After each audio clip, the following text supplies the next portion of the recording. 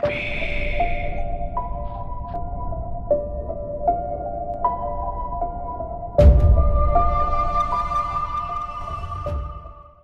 आज को 12 दिन 23 घंटे हो गए उन 5 बच्चों के गायब हुए।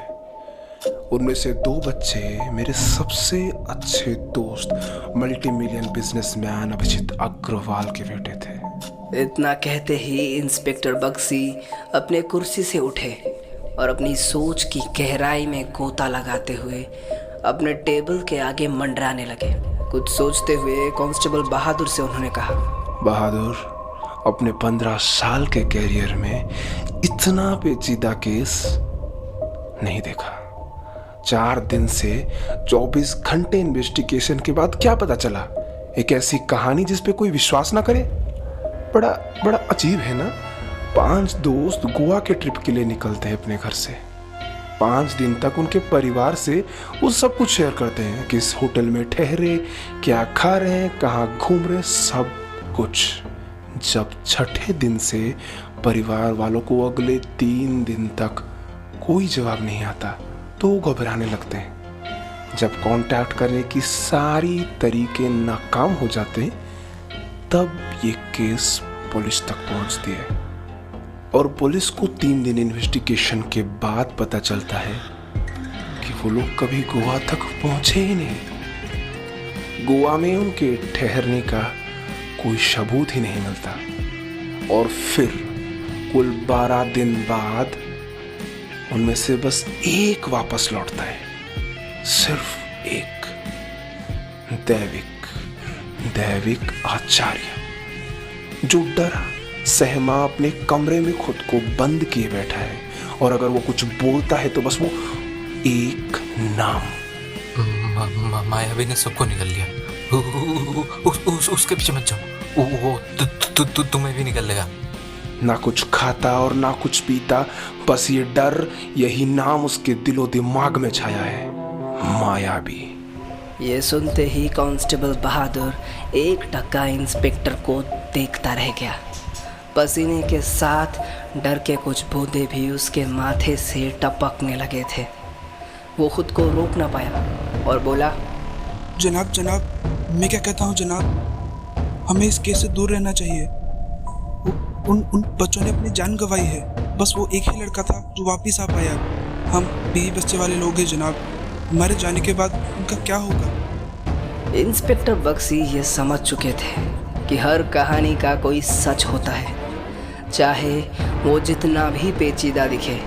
अगर देखने का नज़रिया बदल दिया जाए तो सब कुछ सीधा और आसान दिखता है। इस बार इंस्पेक्टर बक्सी के आंखों में एक अनोखी सी चमक थी। उन्होंने कांस्टेबल बहादुर को ऑर्डर दिया, अलीगढ़ से गोवा जाने वाली हर रास्ते को ढूंढ निकाला जाए। कोई भी कहानी जो मायावी से जुड़ी हो उसे उधेड़ कर उनके सामने लाया जाए। इतने में एक कांस्टेबल उनके बीच हाँफते हुए पहुंचा। वो इतनी तेजी से सांस ले रहा था कि उसके शब्द उलझ रहे थे। इंस्पेक्टर बक्सी अपना सब्र खोते हुए चीखते हुए बोले, जल्दी बोलो, हुआ क्या है? जनाब, ऑफिसर कार्तिक बड़ी अजीब सी पागलों वाली हरकतें कर रहे हैं। बाहर आके देखिए जनाब। ये सुनते ही इंस्पेक्टर बक्सी के साथ बाकी ऑफिसर भी बड़ी तेजी से बाहर की ओर भागे। इंस्पेक्टर बक्सी बाहर जाके देखे तो ऑफिसर कार्तिक वैसे ही ज़मीन पर बैठे, कभी हंस रहे थे तो कभी डर रहे थे, कभी अपने आप से बातें करते तो कभी वो 27 साल का ऑफिसर 5 साल के बच्चों की तरह रोने लगते थे। इंस्पेक्टर बक्सी बड़ी पैनी नज़रों से उन्हें देख रहे थे और अचानक पूछे, उनका ये हाल कैसे हुआ? वो कांस्टेबल उनके पास कांपते हुए पहुंचा और बोला, जनाब, कुछ ही घंटे पहले ऑफिसर कार्तिक मेरा स्कूटर लेके आगे वाली गली में चाय पीने गए थे।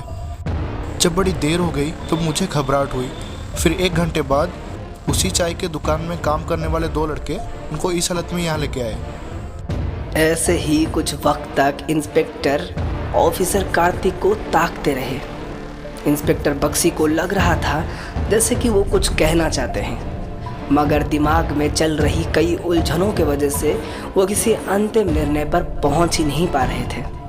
अगले वक्त एक मेडिकल टीम आई ऑफिसर कार्तिक को लेने, और उन्हें वैन में बिठाते वक्त उनके मुंह से मानो एक बार के लिए निकला, वो माया भी नहीं। फिर जितने बार भी उनसे पूछा गया वो उल्टे सीधे जवाब देने लगे, मगर ये बात इंस्पेक्टर बक्सी के दिमाग में मानो छप सी गई।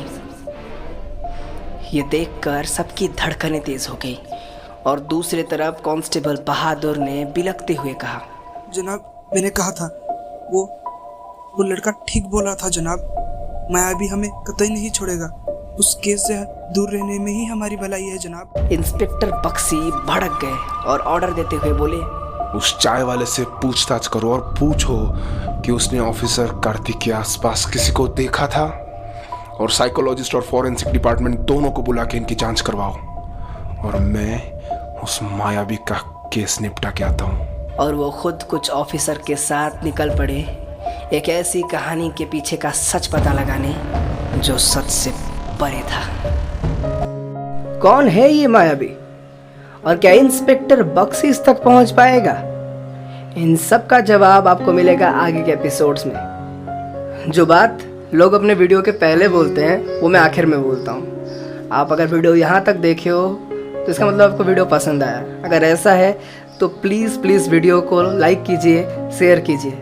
अगर ऐसे ही वीडियो आपको पसंद है तो प्लीज़ चैनल को सब्सक्राइब भी कर दीजिए, या फिर आप चैनल के और भी वीडियोस देख सकते हैं। इनमें से अगर कोई पसंद आए तो प्लीज़ चैनल को सब्सक्राइब कर दीजिए, क्योंकि मैं दिलो दिमाग की बातें अपने कलम से तराश कर आपके सामने परोसता हूँ। मायावी के सारे एपिसोड्स बनाने के लिए मुझे 1 महीने लग गए। आपके एक लाइक, शेयर, सब्सक्राइब से मुझे काफ़ी ज़्यादा हौसला मिलेगा। मायावी के सारे एपिसोड्स को बहुत सारे ऑडियो आर्टिस्ट ने अपनी आवाज़ दी है। उन सबको मैं थैंक्स कहना चाहता हूँ, शुक्रिया। और हाँ, मायावी में एक बहुत इंपॉर्टेंट कैरेक्टर है दैविक आचार्य, जिसको सत्यव्रत स्वाई ने अपनी आवाज़ से नवाजा है। आप चाहें तो उनका चैनल भी विजिट कर सकते हैं, जिनको मैं डिस्क्रिप्शन बॉक्स में लिंक दिया हूँ। उनका चैनल है द फोर्टनाइट क्रॉनिकल्स, जो अपने खूबसूरत स्टोरीज और दमदार आवाज़ के लिए जाने जाते हैं। 2 और राइटर्स ने मायावी की कहानी में अपनी आवाज़ दी है। एक है संदीप बिस्वाल, जिनका पोइट्रीज का मैं दीवाना हूँ, और दूसरा Siddharth Swain, the founder of the hosteller poet, जिनका फेसबुक वाला प्यार इज़ माई फेवरेट वन। आप चाहे तो दोनों के चैनल को विजिट कर सकते हैं, जिनका चैनल लिंक इस वीडियो के डिस्क्रिप्शन बॉक्स में है। Go and visit.